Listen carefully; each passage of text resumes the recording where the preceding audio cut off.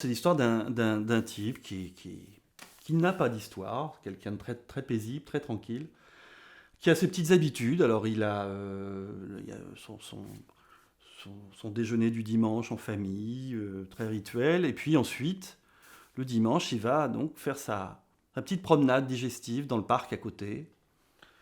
Alors il s'assoit sur un banc, il fait ça depuis des années, il s'assoit sur un banc, il regarde, il digère, il regarde, il voit les gens qui se promènent, il y passe une petite heure et puis il rentre chez lui. Et il fait ça tous les dimanches jusqu'à ce que, pendant qu'il est là sur son banc, il y a un merle qui, euh, qui se pose juste à côté de lui et qui lui dit, voilà, bonjour, je m'appelle Amadeus, je suis un merle, je perche là, dans l'arbre juste en face. J'ai l'habitude de vous voir, vous vous asseyez là, vous êtes assez solitaire, un peu comme moi. Voilà. Je voulais juste vous faire un peu la conversation. Je sais, c'est extravagant, je parle, je suis un merle, mais franchement, il n'y a vraiment rien d'extraordinaire. Alors là, le type se demande s'il n'a pas une espèce de bouffée délirante. Il est là, il est un merle qui parle. Qu'est-ce que. Euh, il se dit il a picolé à midi, il veut partir, etc. Mais le maire lui dit, non, franchement, je sais que ça a l'air dingue, mais écoutez, vous venez là, vous êtes comme moi, un peu. Moi, je m'adresse assez peu aux gens, et puis il commence à lui parler, lui parler, lui parler. Le type l'écoute, il oublie petit à petit que c'est un merle. Le merle en question non seulement est extrêmement poli, il a d'excellentes manières, mais en plus, il a une culture générale assez étendue, et puis le bavardage commence à s'installer, etc.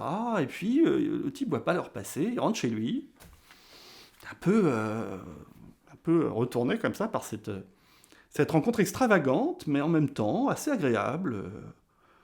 Et ça dure comme ça. Alors, toute la semaine, évidemment, il y pense. Le dimanche suivant, il retourne sur le banc et Amadeus est là, et puis leur conversation reprend. Et voilà, ils deviennent copains tous les deux, et tous les dimanches. Ils rentrent de plus en plus tard, et puis d'une humeur assez guillerette après cette conversation avec son nouveau copain, jusqu'à ce que sa femme s'aperçoive d'un truc. Attends, tu rentres de plus en plus tard, puis là, t'es toujours d'une espèce d'humeur comme ça, t'es plutôt. Tu as envie de rigoler, tu racontes des trucs, etc. Explique-moi, tu as rencontré quelqu'un. Alors là, le type se dit, oh là là, non, si je lui dis que j'ai rencontré un merle, c'est même pas la peine. Alors elle insiste, elle lui dit, écoute, si tu me trompes, dis-le-moi. Je veux dire, la moindre des choses, ce serait que tu me le dises. Et le type dit, non, mais je t'assure que je ne te trompe pas, mais pas du tout, mais de dimanche en dimanche, il rentre toujours de plus en plus tard, et puis, franchement, il s'est fait son pote, il est vachement content.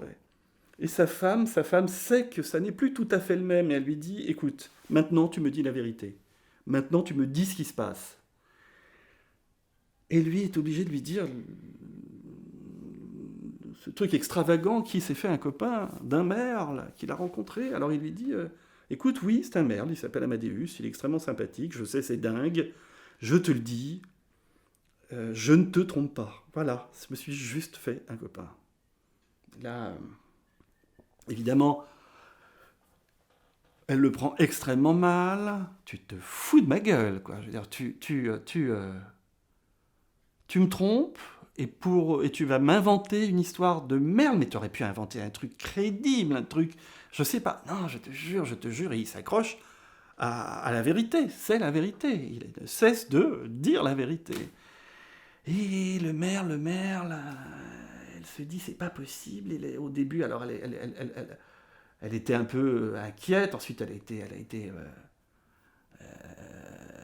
s'est sentie insultée. Puis là, elle pense que vraiment, il est malade, quoi. Il y a un truc. Donc, elle va voir le médecin de famille. Le médecin de famille dit non, attendez, non, non, ça, c'est pas de mon ressort.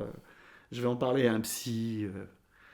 Le psy qui dit oh là là, on est dans un cas de déni absolu. Mais alors, pourquoi un merle qu'est-ce que ça représente dans l'esprit de cet homme, ce merle Et donc, le psy va voir directement le type en lui disant, en lui parlant de. Évidemment, tout le quartier en parle, ça devient un, pour lui une espèce de calvaire. Il dit, mais écoutez, je ne suis pas dingue. On le regarde dans la rue. Je ne suis pas dingue. Je me suis juste fait un pote, quoi. Et là, sa femme dit, non, écoute, là, maintenant, je commence vraiment à avoir peur. Je peux pas laisser les enfants écouter des trucs aussi extravagants. J'ai honte dans le quartier. Enfin, je crois qu'il va falloir qu'on divorce et puis j'aurai la garde des enfants. Si j'aurai la garde des enfants, tu ne les reverras plus. Ah, le type est obligé de retourner sur son banc. Amadeus est là. Amadeus lui dit, vous savez, c'était risqué quand même de parler de moi, parce que forcément, vous étonnez pas qu'on vous prenne pour un dingue. Enfin, je veux dire... Et là, le type lui dit, cette amitié commence vraiment à me porter un préjudice terrible. C'est pas possible. Je ne reviendrai plus sur ce banc. Ça n'est plus possible. Et là, le maire lui dit, écoutez, il y a peut-être un moyen. Il y a peut-être un moyen de s'arranger. Ce serait tout simplement, et bien voilà, vous m'invitez à déjeuner dimanche prochain. Je viens. Votre femme verra que vous ne racontez pas n'importe quoi, que j'existe bel et bien, que je parle, et puis voilà, on déjeune. Et là, absolument, elle va comprendre et tout va bien se passer. Et lui dit, mais c'est bien sûr que oui, c'est une excellente idée, merci, venez. Alors dimanche prochain, 12h30, très bien, 12h30. Il rentre chez lui, il dit à sa femme, bon voilà, ça y est, maintenant voilà, on va arrêter de me prendre pour un fou. Amadeus, j'ai invité Amadeus à déjeuner dimanche prochain. Donc voilà, tu vas lui parler, il existe, il n'y aura plus de doute possible. Et là, elle se dit, bon, ça y est, là, il est de l'autre côté, il a vraiment franchi il a pété un câble, il a franchi un câble on ne pourra plus le rattraper, c'est trop tard. Et elle se dit en même temps que ce déjeuner, ça va être le moment de le confondre. C'est-à-dire que c'est comme ça, on va en terminer. Donc pendant toute la semaine, voilà, elle est très triste et elle attend ce triste événement. Et le dimanche matin, elle joue le jeu, elle fait la cuisine, elle rajoute un couvert. Il est 12h30.